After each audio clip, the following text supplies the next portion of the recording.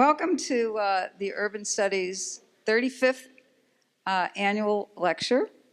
I'd like to thank a group of people who helped support the lecture: Norman Glickman, his spouse Elise Pivnik, and Urban Studies alum Bill Whitty, who have provided funds to support it. Norm is a professor emeritus of policy and planning at Rutgers University, but he was at Penn when he founded the Urban Studies program about 50 years ago. Thanks also to Vicki Karkoff, who's helped organize everything and made things run well. So we're very grateful for her work. And I'm just going to give you a little bit of background on the event. The event's Urban Studies' largest event of the year, and it serves a number of different purposes. It's our effort to bring an eminent scholar, urban scholar, to Philadelphia, not only to present to students and faculty, but also hopefully to members of the public that we invite, people who work for city government, nonprofits in the city. So I hope some of you are here as well. It also forms the core of our Urban Studies Senior Seminar. Students in the seminar read the work of the scholar, discuss it in our classes, and each of our students is carrying out their own research projects, so the work of the scholar really serves as a kind of model for them to do their own research. They have a special seminar over the noon hour today with Patrick Sharkey, which they get to ask some of the questions that came up in the discussions in class. And I also want to acknowledge Molly McGlone and Alec Gershberg, who are co-teachers of the sections of the seminar with me. We had a great exchange over lunch, and he gave us a couple of hints as to what he's going to talk about tonight, so we're excited to hear what that will be. And I'm going to introduce Professor David Grazian, who will introduce our speaker, Patrick Sharkey. David has just begun his tenure as faculty director in urban studies, and he's a longstanding member of the faculty in sociology at Penn. His books, Blue Chicago and American Zoo, illuminate ideas of consumption and authenticity in American cultural institutions. So, David.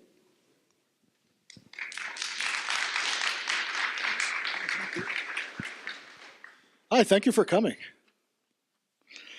I am thrilled to introduce our speaker for this year's annual Urban Studies public lecture, and not just because he is a sociologist like myself. Patrick Sharkey is professor and chair of sociology at New York University and the scientific director of the Crime Lab, New York. Professor Sharkey completed his BA in Public Policy and American Institutions from Brown University and his PhD in Sociology and Social Policy from Harvard University.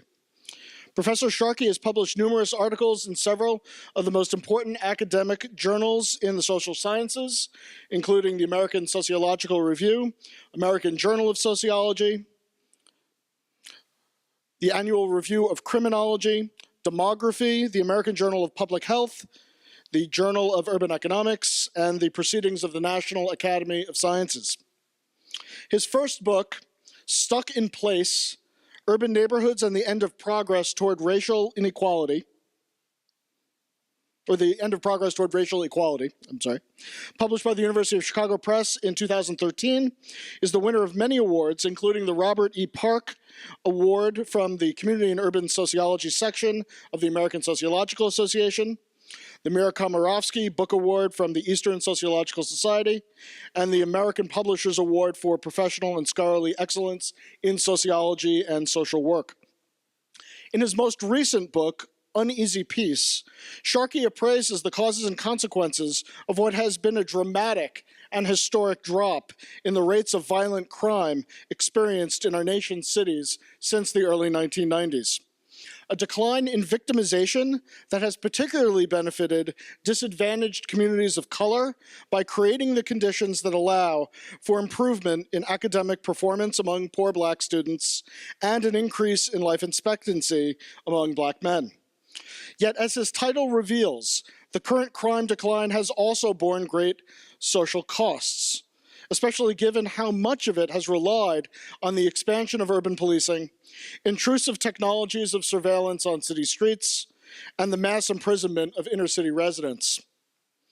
Uneasy Peace is therefore at once a celebration of the urban renaissance of the contemporary American city and a cautionary tale about the unintended consequences of public policy. In other words, it is an urban study of social reality as it is truly lived, in all its messy complexity. In his laudatory review of Uneasy Peace for The New Yorker, Adam Gopnik writes, Sharkey's book illustrates why social science, with all its uncertainties, still really is science. What makes it science is what makes it social. An insistence on paying attention to the facts that other people have gathered, even when they conflict with the way you want the world to be, and a reluctance to tailor the facts to one's views, instead of one's views to the facts. Please join me in welcoming Professor Sharkey. Hi, Penn. All right. I had to take some photos of this to convince my kids that this screen was for my talk. This is impressive, and the introductions, both from Dave and from Lane, were extremely generous, as was the lunch and the set of events that have been put together here. I'm just really grateful to be invited here. The people who have spoken in this lecture series are the people, who brought me into this field and who motivated me to study this stuff. Now, so first off, I just want to say thanks, and thanks to all of you for coming. It really is a thrill to be here, and this is definitely, I measure most things I do in terms of whether it will impress my kids or not, and make them think I'm actually, that people read some of the stuff that I write and come to my lectures every once in a while. And so this will help in that effort quite a bit. But I also want to say, when you look at, so there are the posters of these lectures that are up in the Urban Studies Department here of the people who have come to talk about the state of cities over time. And, so I felt like a bit of an imposter and extremely intimidated looking at this. But I also thought most work on cities is pretty depressing, including a lot of the work that I've done on the state of urban America. But if you look at those posters, you would have a view of American cities that is not particularly optimistic.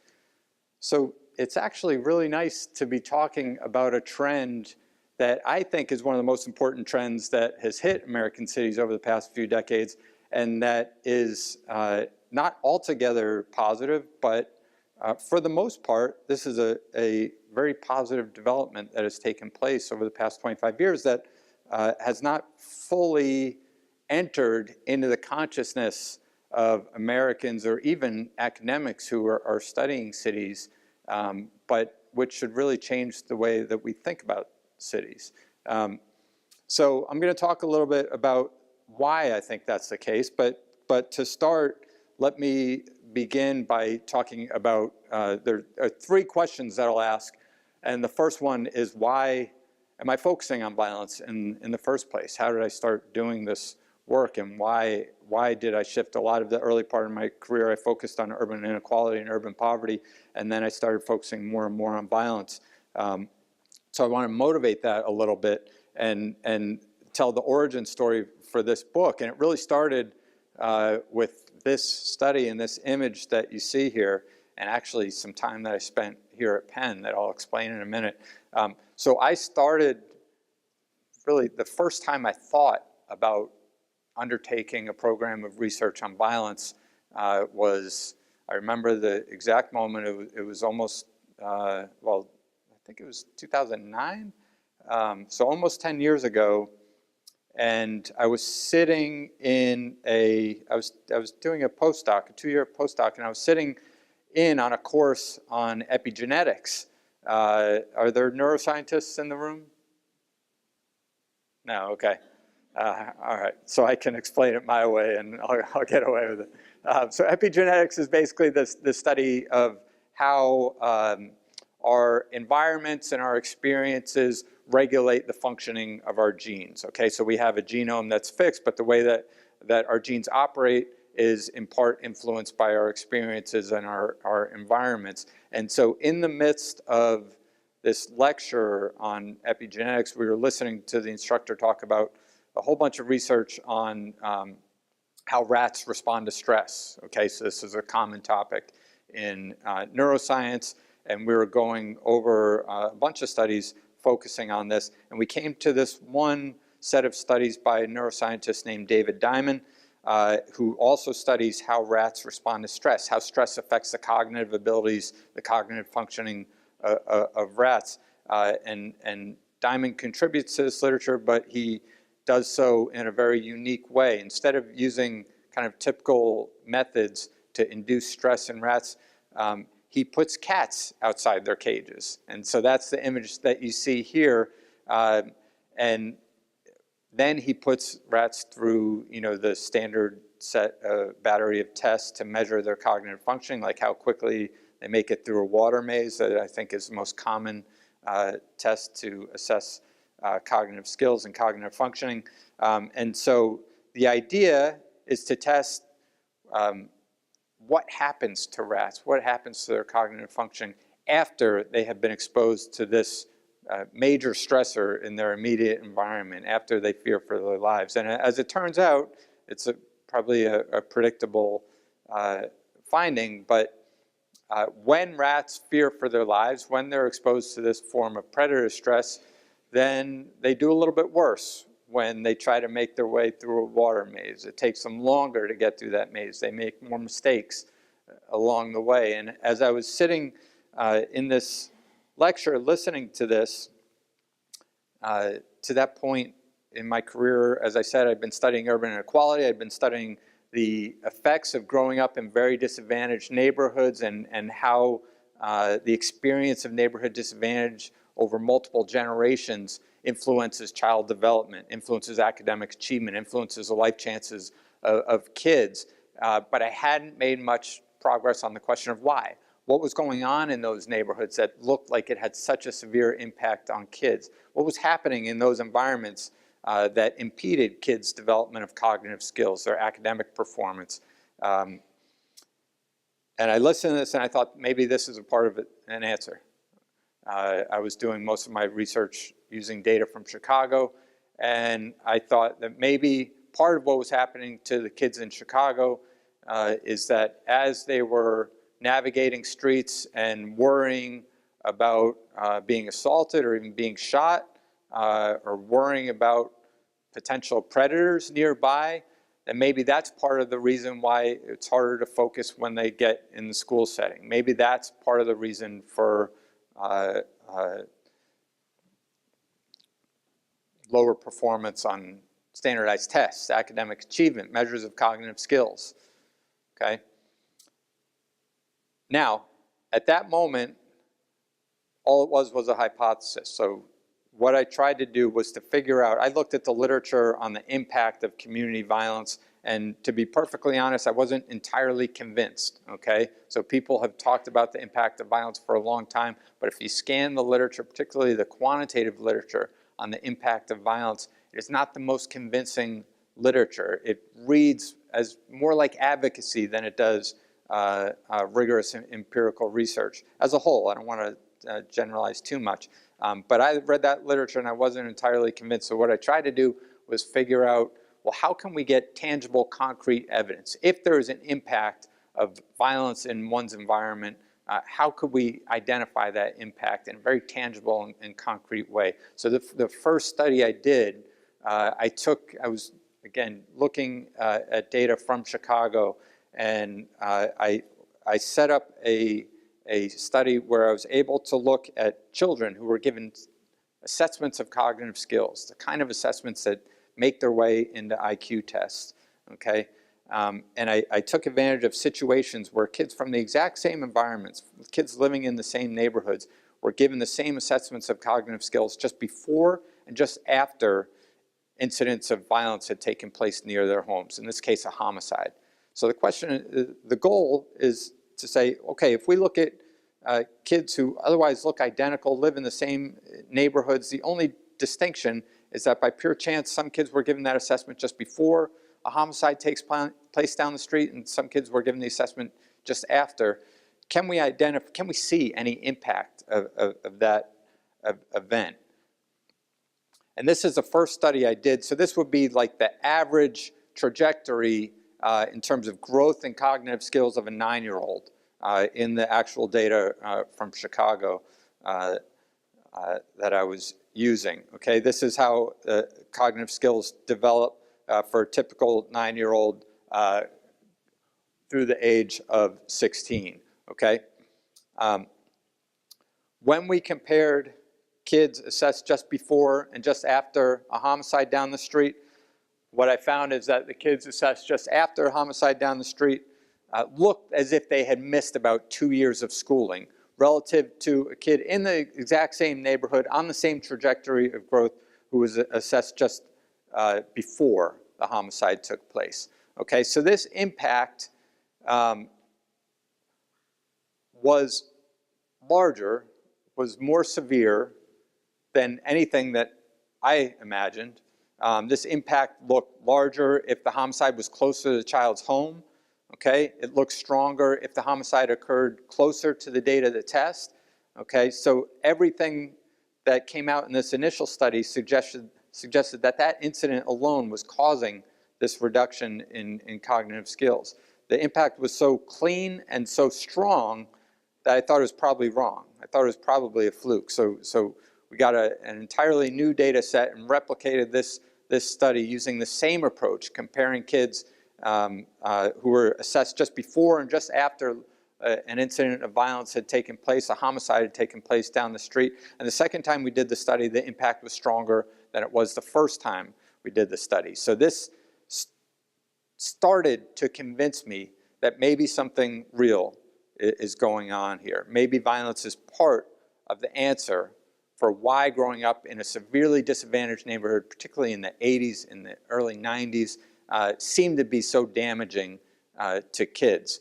In the years since, I started doing more and more research along a similar line, trying to make causal claims, generate causal evidence on the impact of being exposed to extreme incidents of violence near one's home. And what we learned is that violence doesn't make kids less intelligent. It makes kids less able to focus. Violence affects kids' ability to maintain their attention when they're taking a test.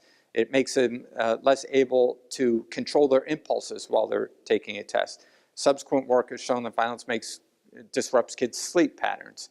Okay, and this makes sense if you think about what happens when a homicide occurs in a community. A community turns into a crime scene. Every kid in that neighborhood goes from living in a quiet, normal neighborhood to living in a crime scene where there are police sirens, where a child might be considered a suspect instead of a resident walking to and from school, where people start to worry about what's going to happen next. Okay? Subsequent work that has been done since that point has shown that this finding is present, not just in Chicago neighborhoods. This finding, there was a great study of how kids were affected by the Beltway sniper shootings. If any of you are old enough to remember the series of sniper shootings in 2002 that appeared totally random in terms of who was a victim, who was a target. Similar results were found in terms of the kids who lived closer to those shootings performed worse on statewide tests in the year of those sniper shootings compared to kids who went to identical schools that were slightly farther away from the sites of the shootings. The same finding has been uncovered in data from Mexico in periods of gang violence in Colombia as well. So in the past 10 years, there has been more and more research revealing the impact that violence has on people who live within violent environments. But it's not just that direct impact on kids. The more research I've done and the more I've read in this literature, the more I've started to think about the various ways that violence undermines different dimensions of community life. So violence makes it less likely that teachers will invest in a school district, that families will invest in a community, purchase a home, and decide to raise a family in a community. It makes it less likely that businesses will open up shop. It makes it likely that residents will venture out into public space and take advantage of parks and playgrounds and libraries and other public amenities. Violence undermines public life, okay? It undermines the very ideal of city life. So cities are places where public space is prioritized over private space. That very idea starts to break down when public spaces carry the threat of violence with them. So as I started doing this work, this is a model that I developed with Robert Sampson, who was here several years ago giving this lecture, where I started to think about the multiple pathways through which violence generates or contributes to urban inequality. So we have the direct pathway where violence influences, impacts developmental trajectories of children, including academic trajectories. Violence leads to a process of disinvestment or contributes to a process of disinvestment as families try to escape a community where violence is prevalent. Okay, as teachers may not invest in a school district, as business owners may try to get out of a community if violence is a constant threat. And then it creates a vacuum for a punitive response. In other words, prevalence of violence transforms the nature of a community, so it becomes a place that is no longer an area where the central goal is to have a thriving public life, and it becomes a place that can be dominated by a punitive response, that can come to be dominated by law enforcement. I know Alice Goffman was here a couple of years ago talking about this response to the problem of violent crime here in Philadelphia. This is a very real response, and this started this response that focuses, that relies on the police, that relies on aggressive policing, mass incarceration to deal with the problem of urban violence. This started because of a crisis of violence, okay? This didn't come out of nowhere. This is what happens when a place empties out. This is what happens when investments in a community start to trickle away, okay? This punitive response then is a common development that occurs in violent communities. Okay, so through all of these pathways, there is this connection between the emergence of violence and the reinforcement of urban inequality. Now, at some point, as I was doing this research on the impact of violence, and this was really 6 or 7 years of research, just trying to get the best tangible causal evidence on the impact of violence that we could get. And at some point, as I was carrying out this research, I had this realization that the problem I was studying was going away, or at least it was becoming much less common, okay? And so this graph shows you what I mean. We had a period starting in the early 1960s where violence started to rise.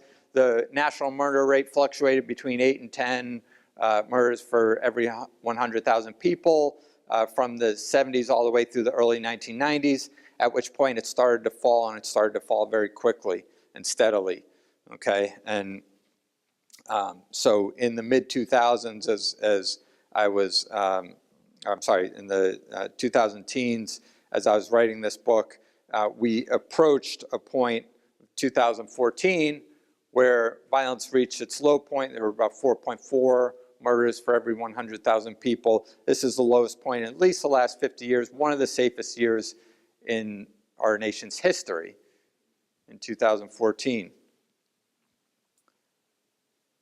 Now, people are skeptical of data reported by police departments, and for good reason. There's lots of evidence of mishandling or intentional distortion of police reported data on crime, but I just wanted to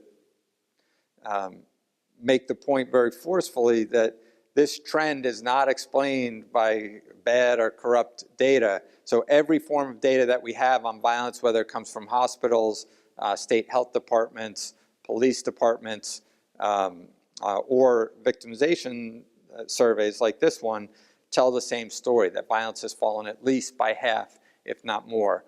This is data from the National Crime Victimization Survey. So this is a nationally representative survey of Americans that asks whether people have been the victim of different types of crime in the past 6 months. So what this tells us is that the police department data on violent crime suggests that the level of violence has fallen roughly by half since the early 1990s.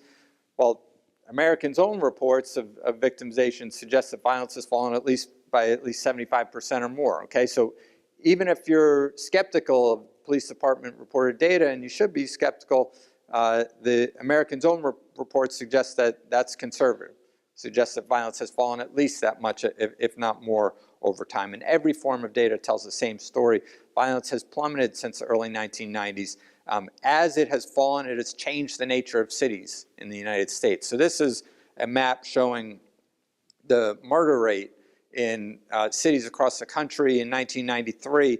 And a quick, it's kind of hard to distinguish the shades here, but the dark circles here are all cities that had murder rates of at least 20 murders for every 100,000 people in the early 1990s. And the take-home point here is that about half of major cities in the United States had levels of violence that were extreme in the early 1990s, okay? Levels of violence that are found only in the most violent nations of the world. This is the same map in 2014. Now, violence hasn't gone away, but if you look at this comparison, 1993 to 2014, that level of extreme violence is dramatically less common than it was in the early 1990s. So in the early 1990s, about half of major US cities were intensely violent places. That has gone down to about 10 or 15%. Okay, there's still lots of cities that have extreme levels of violence, and there are lots of neighborhoods that have extreme levels of violence. But if we think about what urban America looked like in the early 1990s and what it looks like now, we have a very different view, okay? From the 1970s to the early 1990s, I think urban America was characterized by violence. Violence was a dominant feature of city life in the United States. And this change that has taken place suggests that something fundamental about city life in the US has transformed, has shifted. The drop in violence has been experienced by every racial and ethnic group at all levels of income. This graph just shows victimization rates for 3 income groups, and the line at the top shows the victimization rate for the poorest Americans, which has always been higher than for the higher income segments of the population. What's interesting to point out here is that by the end of this graph, by 2014, the victimization rate for the poorest Americans is roughly the same as it was for the richest Americans back in the early 1990s. So that's the scale of change we're talking about. The experience of being assaulted, robbed, otherwise victimized for the poorest Americans has now gotten to a point where it's roughly equivalent to what the experience was for the richest Americans back 25 years ago. And I think this shift should provoke us to really rethink what urban poverty means in the United States and how that meaning has changed over time. All of these eminent people, my heroes who have come through here and have lectured on the state of cities, a lot of their classic works are based on a history of cities that was, I don't want to state this too strongly because I know you've got a lot of recent folks who would fall into a different category here, but their classic works were written at a time when violence was either rising or when it was at an extreme level, when urban poverty went hand in hand with violent victimization. I don't want to suggest that that's no longer true, because in much of urban America, things haven't changed at all, okay? But across the country as a whole, that experience has undergone a fundamental shift. In most of urban America, poverty no longer means living with the constant threat of victimization. I could not have made that statement in the early 1990s. So when William Julius Wilson was writing about the changes in Chicago, and Elijah Anderson was writing about Philadelphia in the early 1990s, the experience of urban poverty was an experience that featured a constant threat of victimization. I don't want to suggest that that has gone away, but that is not the common experience. Most cities are no longer dangerous places. And I want to suggest that this reflects a fundamental shift in city life in the United States, and particularly a shift in the nature, the experience of urban poverty. One way to make that point is just to look at the average level of violence in poor and non-poor residents' communities over time.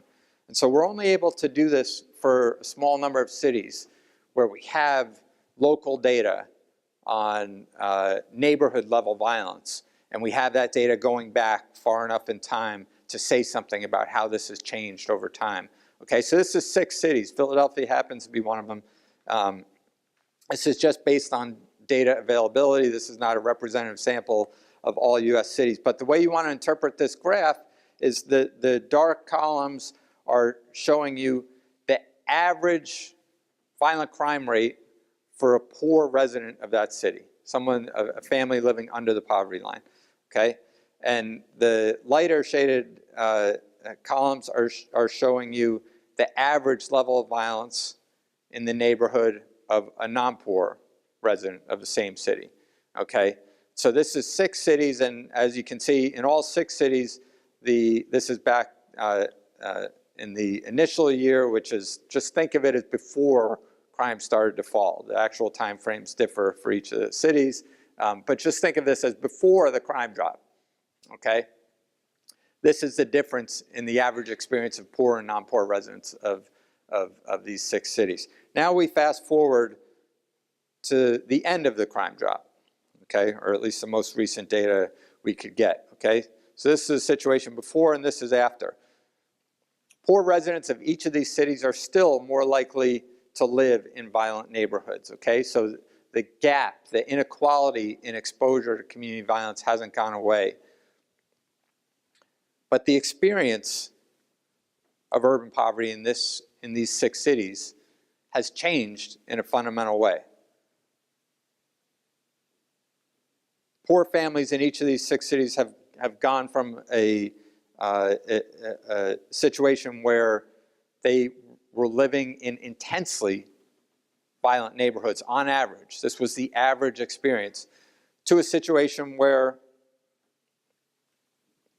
again, the level of violence is still higher than higher income residents of the same city, but they are no longer living in entirely different social worlds. Okay? This is the impact of the crime drop, and this is what leads me to suggest that the experience of urban poverty has shifted in a fundamental way.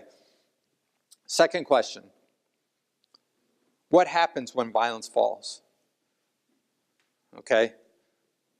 So if we acknowledge that the crime decline has changed cities on a large scale, that it has changed the meaning of urban poverty in many cities, not all cities, but in many cities across the country, well, what other benefits, what other changes have taken place in the places where violence has fallen?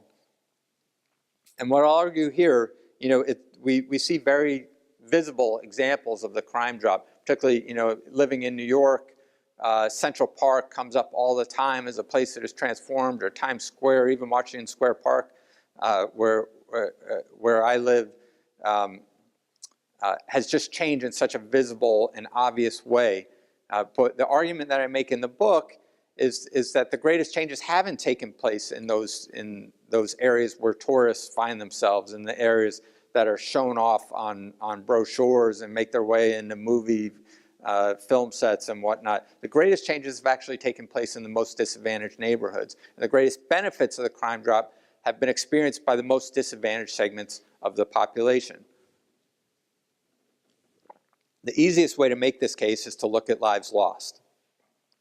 This graph shows trends in life expectancy from 1991. This ended in 2011, and I tried to update it today on the train here, but I did not have enough time to get a good-looking graph up here. So it cuts off at 2011, but we've extended this out to 2015. And this shows the actual trends in life expectancy, okay? So we see enormous gaps in life expectancy for white women have the highest life expectancy and have had the highest life expectancy throughout this period, followed by black women, then white women, then white men, and then black men at the bottom. So inequality in life expectancy, particularly between black and white men, has been glaring throughout this period.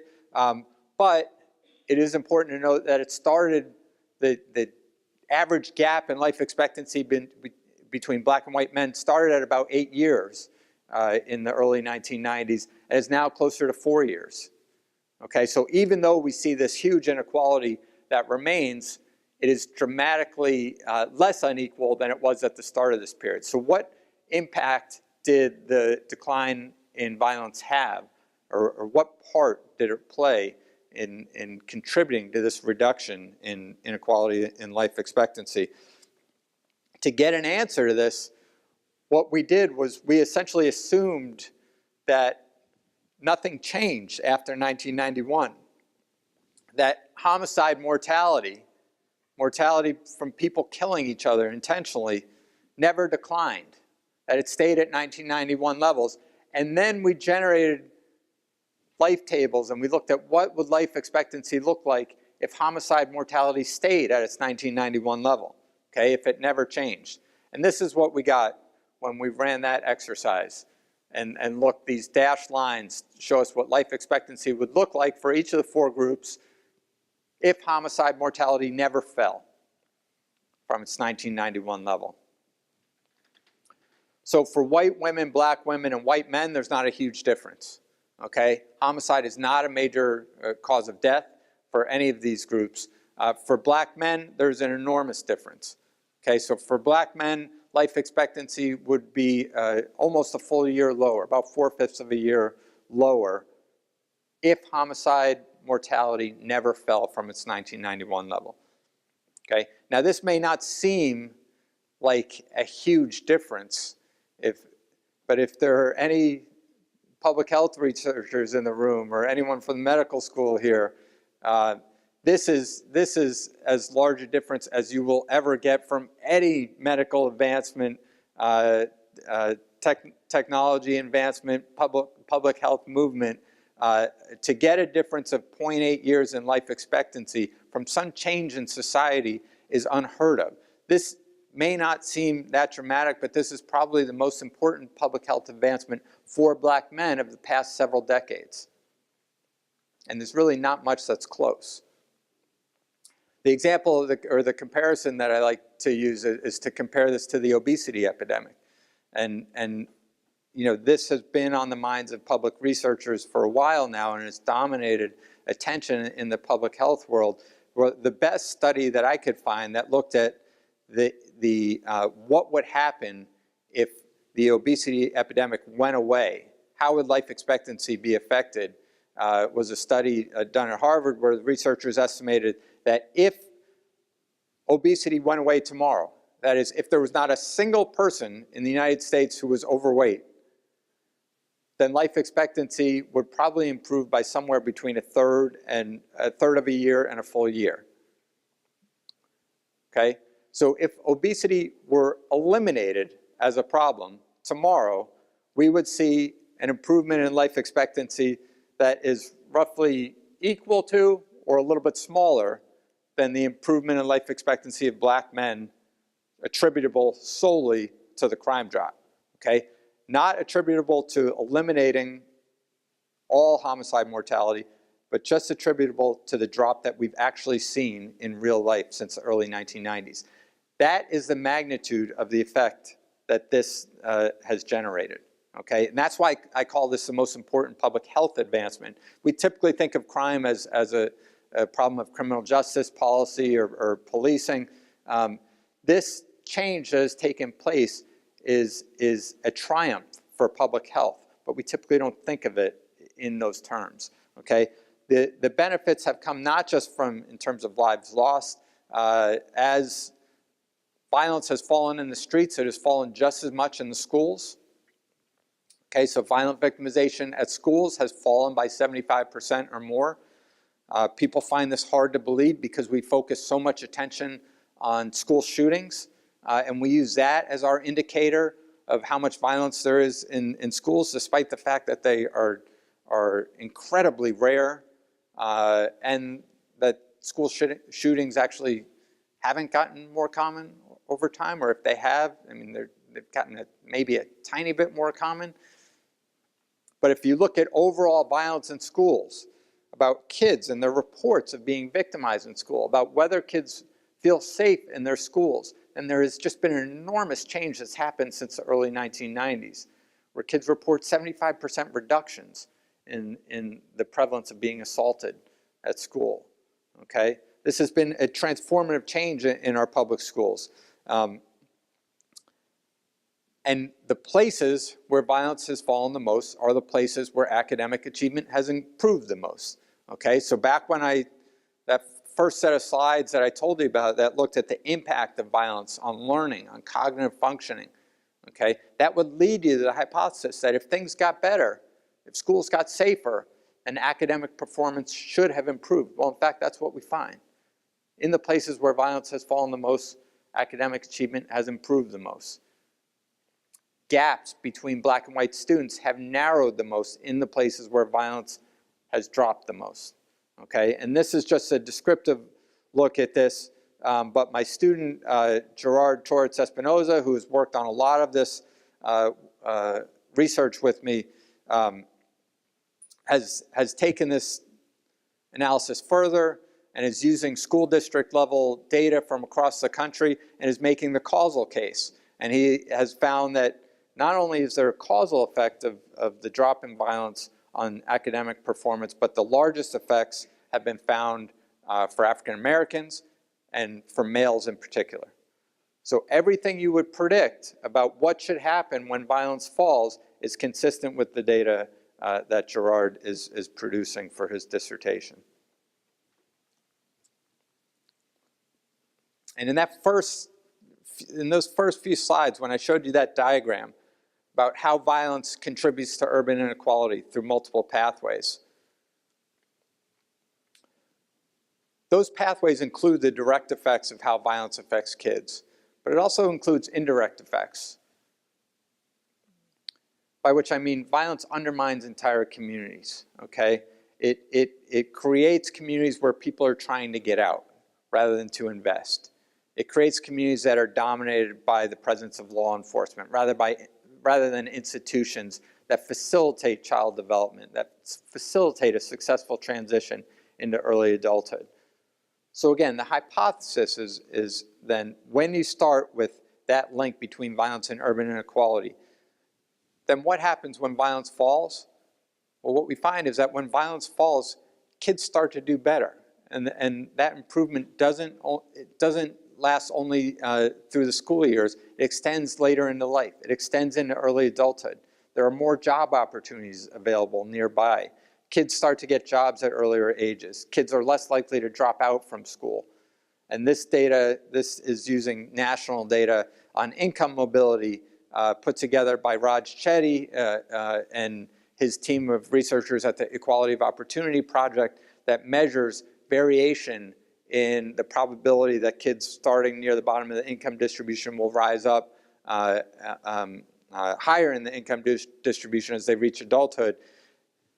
This initial graph is just showing you that in places where there's more violence, kids are less likely to rise up out of poverty and move up in the income distribution when they reach adulthood.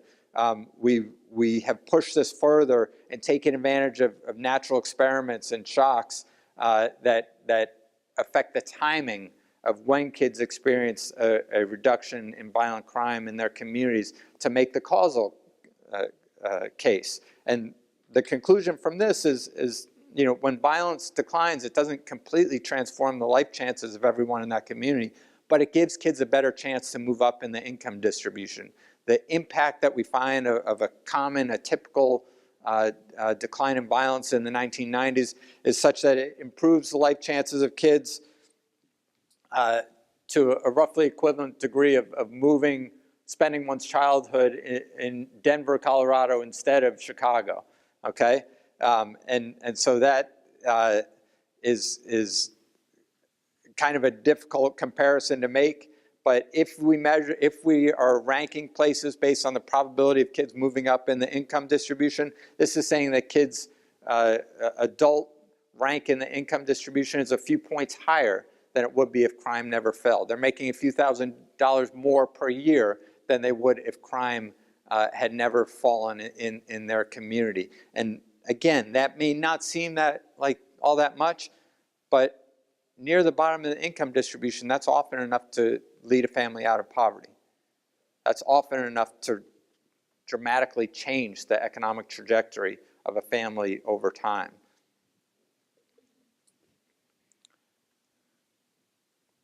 Now, I build this as a more optimistic, a more positive spin on the trajectory of cities than most of the speakers in this lecture, and I think that's right. But to this point, I've focused only on the positive. Okay, I've focused only on the benefits of the crime drop.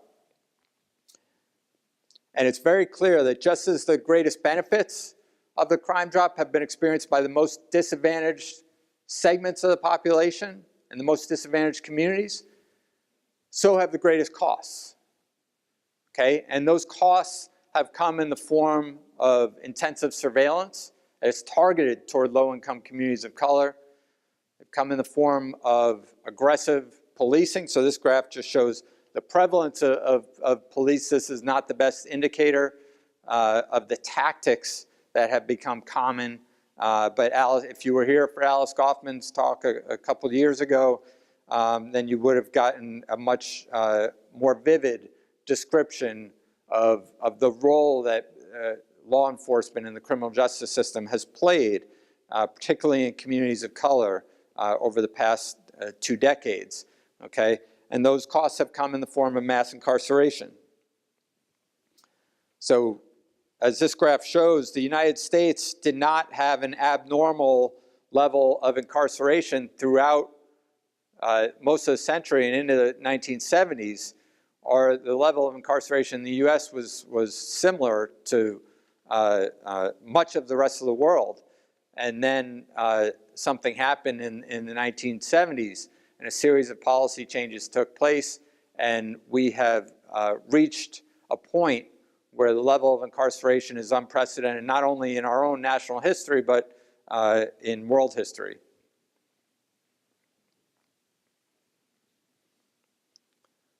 So once we acknowledge the costs that have come with the dominant approaches that have been used to respond to violent crime, then we're left with a challenge. What's next? Okay? And more specifically, 2 questions that I think are the key questions to think about now, and the questions that I grapple with in the last few chapters of the book. The first one being, how can we preserve and extend the decline of violence so it is felt in every city and every neighborhood across the country? And then secondly, how can we do so with a new approach, one that reduces violence without relying on aggressive policing and mass incarceration?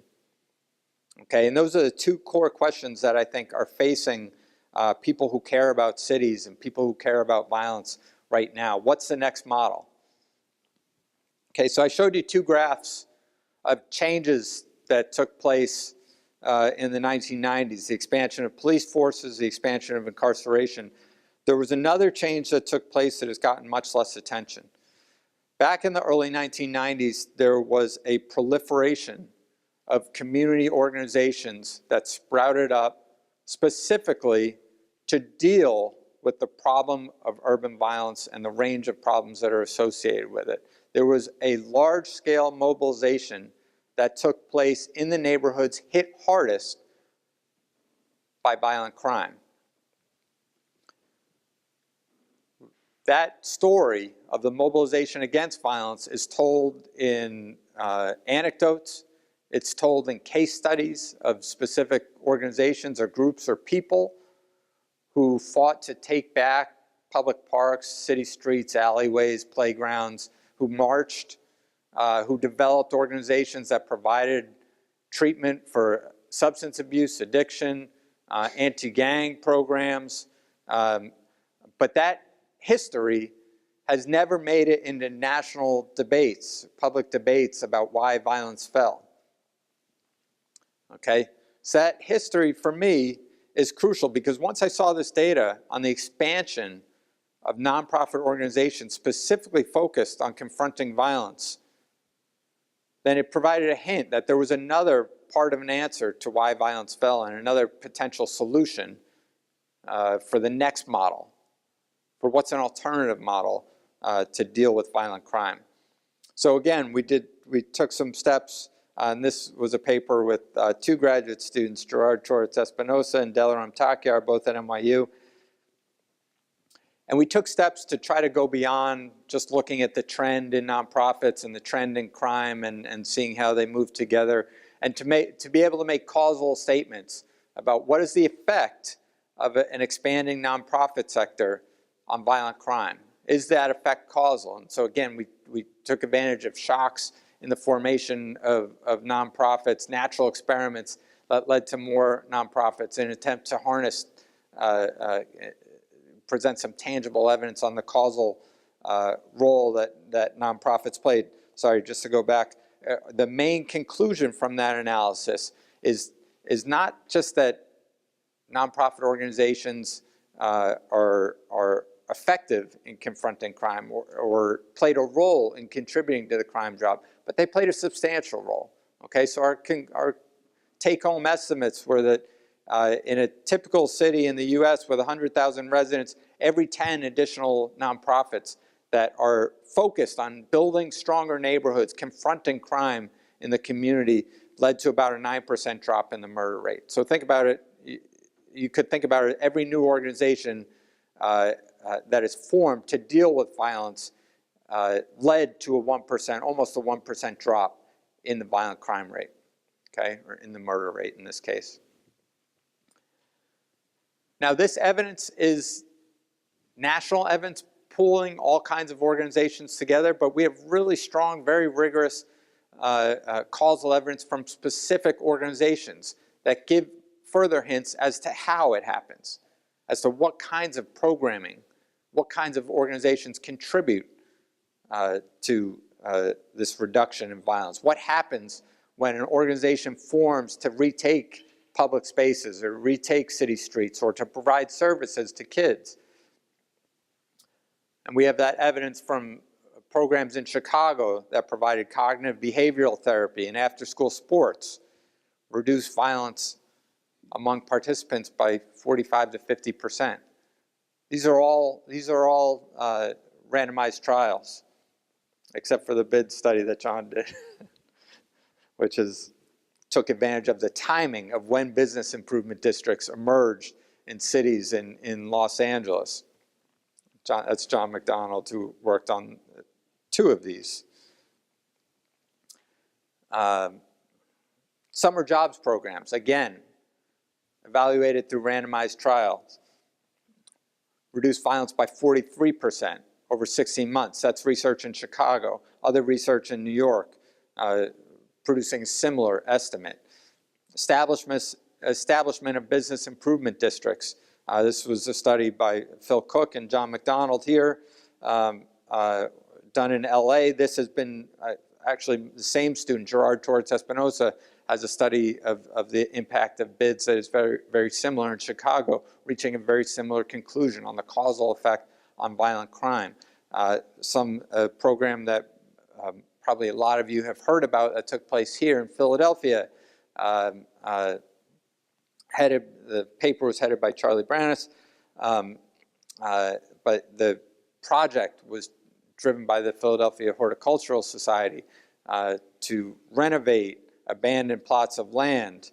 And I'll get it wrong if I describe it in more detail, but what else did they do? Just greening.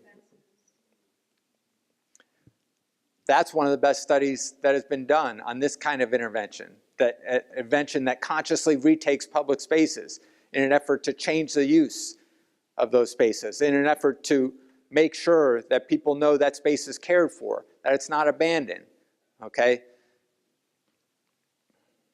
Found an effect of a reduction of violence by 39%, okay? So all of these are case studies, but they're supporting the larger point, okay? And the larger point here is that there's an alternative model out there.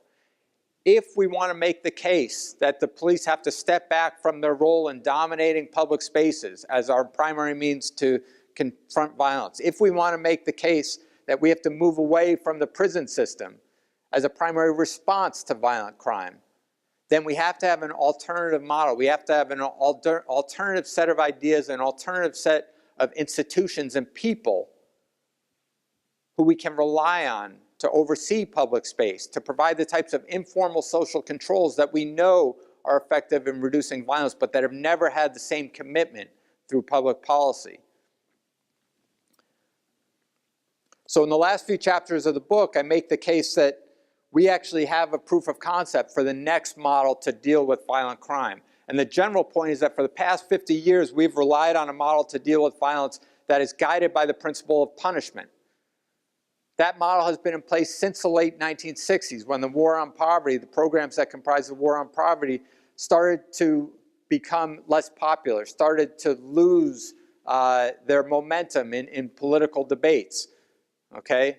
And a new model was developed and implemented, a model that said cities are on their own.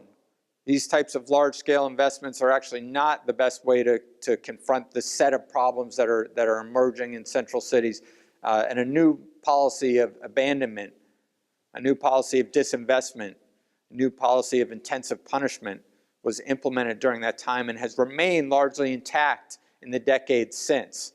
Okay, that model started to break down beginning in 2014 and extending in the subsequent years, but we are still in a state where no new model has emerged. So the argument that I'm making is that there's actually sufficient evidence. Okay, it's not just that this is how I want the world to work, it's that there's sufficient evidence to support a new model, a model that is no longer driven by the ideal of punishment, but is rather driven by the ideal of investment. Okay, investment in the people and the organizations that have always had the greatest capacity to control violence, but that have never had the public commitment to control violence. Okay, 5 conclusions from this talk. And there's more in the book, so you should still buy the book, even though this is the core summary.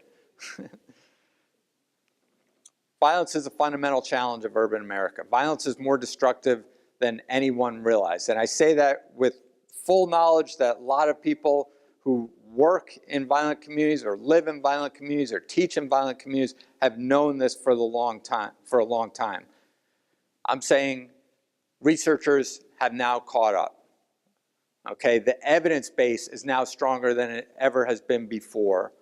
And we now know, and I think of this as the strongest point in the book, that we should really think of violence as the fundamental challenge of urban America, because nothing can happen if a city is unsafe. Nothing can happen if public spaces carry the threat of violence. So this is the first order challenge, and all the other challenges that come with urban poverty, mental health, housing affordability, some of which have worsened over time. This is not downgrading any of those, but it's saying that dealing with all of that is much less likely if public spaces are unsafe. Secondly, violence has plummeted over the past 25 years. So the level of violence has fallen at least by half, if not more, and every source of data tells the same story. Third, the fall of violence has had its greatest impact on the most disadvantaged communities within cities and the most disadvantaged segments of the population. This is not a trend that has been confined to very visible touristy high-income places. This is a trend that rather has been experienced most forcefully in the most disadvantaged communities. But just as the greatest benefits of the crime drop have been experienced by the most disadvantaged, so have the greatest costs. And those costs have come from the methods that we have relied heavily on to deal with violence: intensive surveillance, mass incarceration, aggressive or violent policing. And then the fifth and last conclusion: there's now sufficient evidence to call for a new model to confront urban violence. One that no longer relies on the police and the prison, one that is driven by the ideal of investment rather than punishment. Thanks.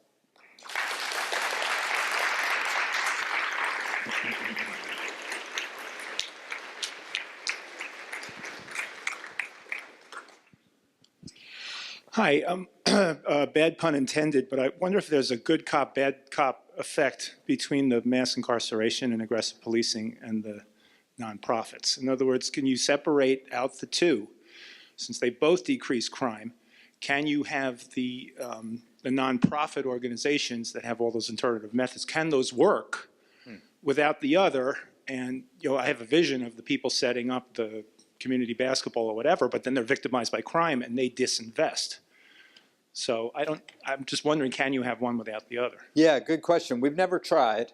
I think our primary approach to dealing with violence has always relied on the police and the prison, and then community organizations have been an afterthought. And so what we know is that the old model is not sustainable, meaning the old model relying on the police and the prison. Now, that said, the expansion of police forces probably had a causal role in reducing crime. Mass incarceration, less clear whether there was a causal role or not. I will say that in places where there has been intensive investment in these kinds of community organizations, now again, this is still at the case study level, there are lots of proof of concept type examples where a well-funded, stable organization can transform a community and make those other institutions irrelevant, can make a community entirely have no need or minimal need for the police, or can allow law enforcement to play an entirely different role in a community, a role as a guardian instead of the warrior role in a community, and can make imprisonment much less common, can make the criminal justice system a much less common institution. So the question is a really good one. The only answer I can give you is that there are cases where, in fact, intensive investment and sustained investment in community organizations is sufficient on its own to transform a community.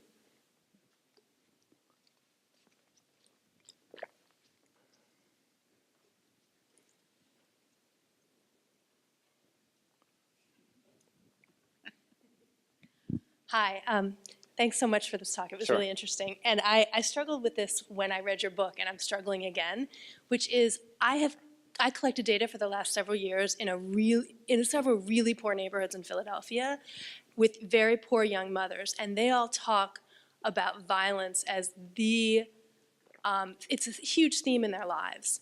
And it shapes their experiences, it shapes how they see the world. And so I'm trying to understand that in conjunction with what you've presented today. And I guess I would think about it in two ways. So one is it the case that there are still some neighborhoods that are just as violent today as they were in, say, the 1990s? That's one possibility, and if there's a way to look at that. And then the other question is, if it's not the case, and in fact, the neighborhoods where these women are living are actually significantly less violent than they were, how do we make sense of this huge disconnect between sort of people's understandings and what the data show about the sort of conditions in which they're living? Yeah, great question. So I put up this graph just because this is the experience for poor families in Philadelphia in 2009 after the crime drop. And what it shows you is that things were worse, but they weren't in Philadelphia, there wasn't a complete transformation like there was in New York, like there was in LA, DC, San Antonio, Fort Worth. So, it's a little bit tone deaf when I talk about this work in Philadelphia or in Baltimore, because there are lots of places where this hasn't been a transformation, where if anything, it's been a subtle drop in violence. And the kind of the large-scale transformation, when I talk about it in those terms, that really applies to the cities where that actually did transform, or urban life in general. So when I think about urban life, our images of what urban life looks like in the U.S., for better or for worse, they tend to be dominated by images from New York, from LA, and there are lots of cities that did completely transform. Even in places like Atlanta still has a high level of violence, but it's nowhere near what it was in the early 1990s. LA, nothing like what it was. DC, I could go on. Minneapolis, Fort Worth, San Antonio, Dallas. These cities completely transformed. Then there are lots of cities, Philadelphia being one of them, where things have gotten better in subtle ways. But we're talking about, I forget the latest numbers from Philly, but we're talking about a 20% to 30% decline in violence instead of a 75 to 80% decline. So I think it's entirely appropriate for people to think about violence in the same way that they always have in cities where things haven't changed all that much, Philadelphia being one. There is a little bit of, in other cities like New York, for instance, when people talk about, every once in a while you will hear someone talk about how nothing's changed in New York, and that's where I get a little bit annoyed and say, no, actually, there is an objective reality and things are fundamentally different. But in Philadelphia, I would completely understand how this is still just as urgent as it has been. Pat, the book's very uplifting, so I appreciate finally reading something about the urban form that's not depressing. So two kind of points. Part of it's, I think, a reflection. You're younger than me, but is age, and that young people today, people in their 20s, don't remember the early 1990s. So in some ways, this is almost a historical analysis for, at least for students here at Penn. But they still read about it, right? Yeah. They didn't live the experience, That's right. Part of it's got to be that. But second question and about the kind of fifth point, your takeaway, the new model. A number of the programs you point to have some form of public subsidy to them. So, city, sports programs in schools, vacant land remediation, even business improvement districts at some level have at least a mechanism through some city support. So have you thought more about like what the kind of financial model would look like, where you could maybe transfer prison funding to nonprofits or something along those lines that would facilitate that kind of public investment? Yeah. So there are multiple ways to think about this question.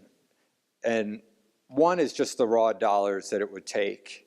But the other is the willingness to pay calculation. And by that, I mean, when researchers have developed metrics to try to understand the value of a change in some phenomenon like violence.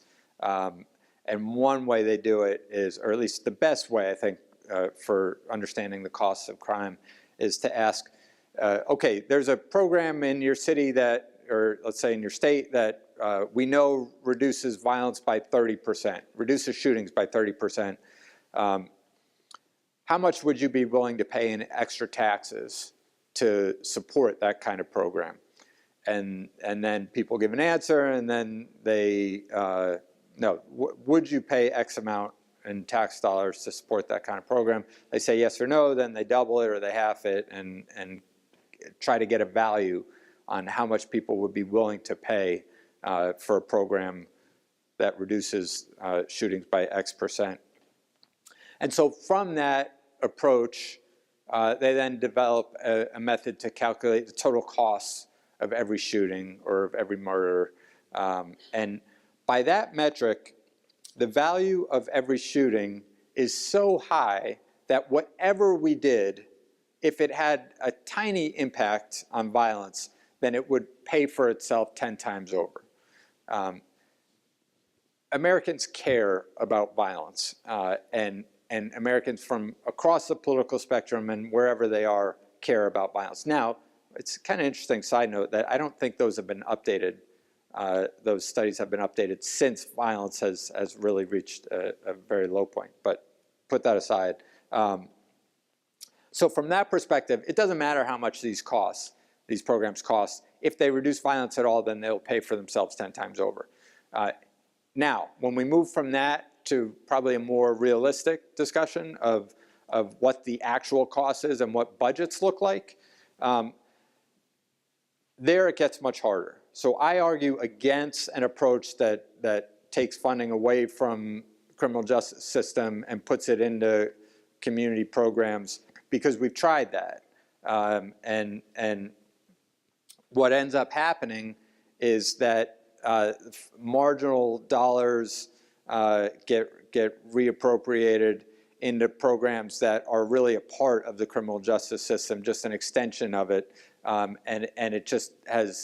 it didn't work out the way that the people who developed those ideas thought it would, and it approaches this issue as if it's a zero-sum game, as if you have to extract dollars somehow from the prisons and put it into public programs, and that's the way that we're going to deal with this problem. So I think as long as we're thinking along those lines, we're never going to generate the type of commitment and sustained commitment to the types of organizations that I'm identifying here. It's just, practically speaking, it's not going to work because you can't draw out a ton of money from the criminal justice system as long as it's still as big as it is, and really hope to provide the types of investment. So what I've argued is that this would have to be a new commitment.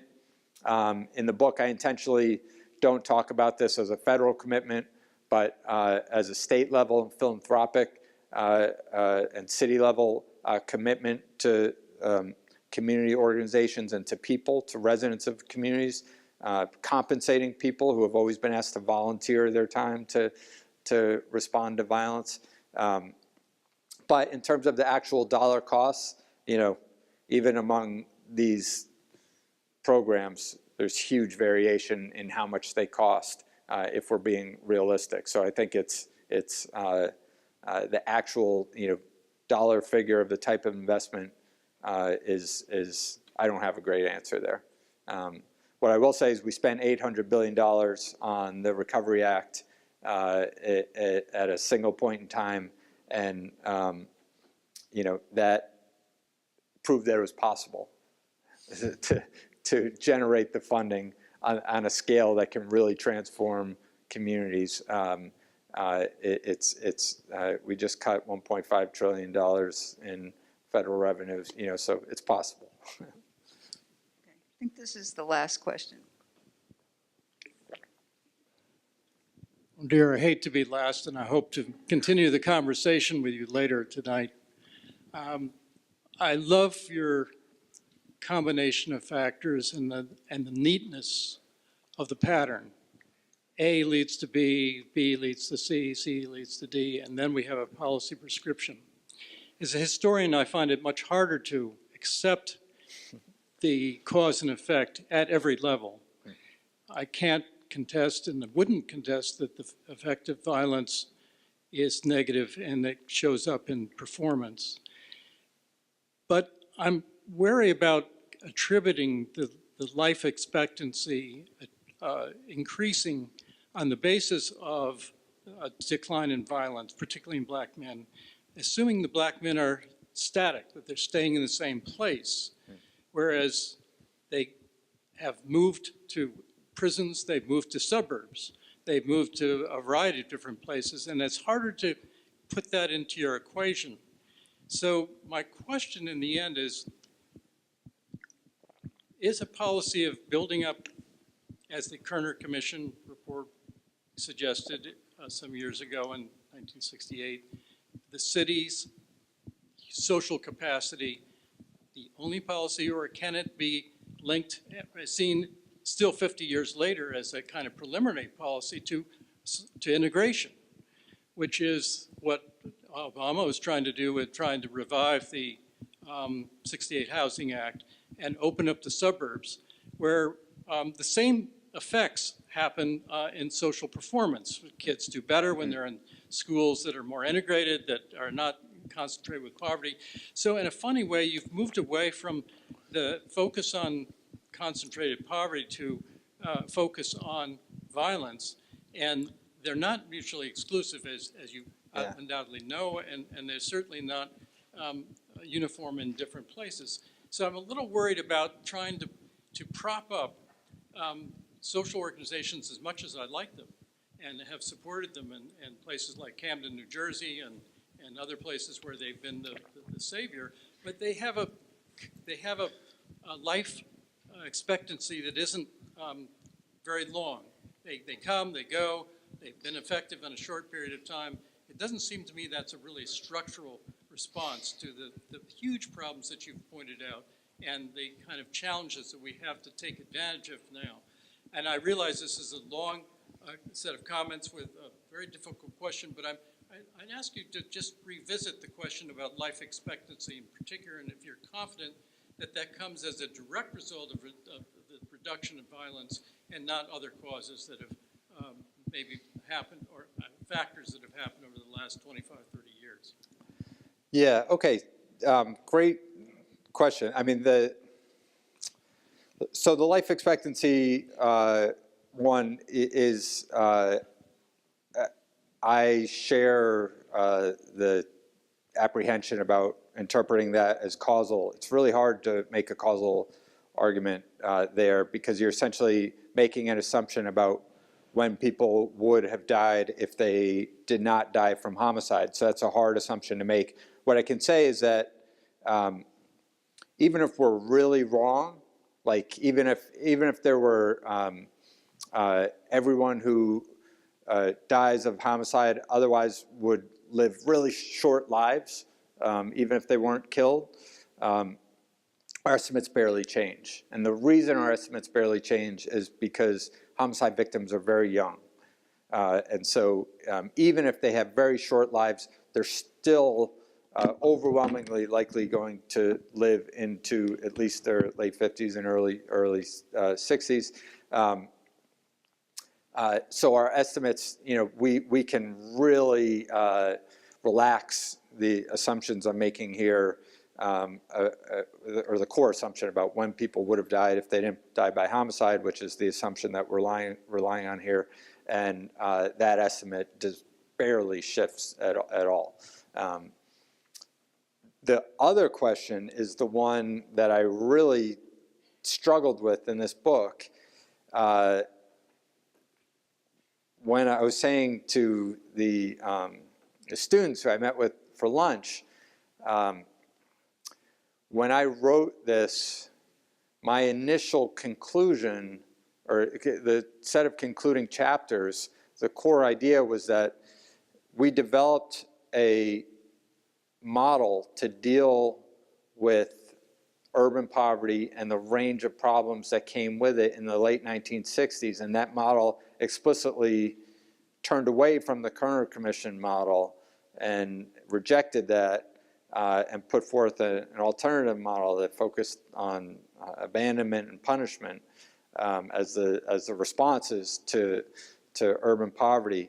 The first version of this book argued that we need to develop a new model to respond to urban inequality. And that new model had to be based on the ideal of justice, the ideal of integration, the ideal of investment. I ended up not writing that because there was an election in November of 2016, and that changed my view of what was realistic to write about and also what was responsible to write about. And that agenda and writing a conclusion that called for a new model to deal with urban inequality that assumes it's a federal model to deal with urban inequality was not a, it was so far from reality that I thought it was irresponsible to write it. So the model that I ended up with was one that was much more local, that focused on people on the ground who actually have tremendous capacity to control violence. You're exactly right that these organizations are often unstable, and you know, I think a large part of that is because we've never given a commitment to these organizations to make them stable. The Community Development Block Grant has been slashed year after year. Okay, the Recovery Act was $800 billion, but it was a point-in-time investment that was gone within 2 years. Federal funding that has gone to the nonprofit sector has fluctuated wildly over time. You know, so when these organizations are stable, when they're funded, you know, purpose-built communities, when Warren Buffett sits on your board and is one of 3 primary investors, it turns out that organization can do a lot, okay? Harlem Children's Zone, when an organization has a $90 million annual budget, turns out it can really transform the lives of kids in that community. So that can't be every organization, obviously, but I do think that if there are organizations in communities that have traditionally been abandoned, communities that haven't had that type of stable foundation on which every successful, thriving neighborhood sits, then there's good reason to expect that that neighborhood can transform over time. Getting there is a big challenge, and I'd much rather make a case for a grand federal vision of urban policy, but I rewrote those last chapters because right now a local agenda, a state-level, city-level philanthropic agenda just seem much more pragmatic. And I hate saying that, but that was the rationale. Anyway, thank you.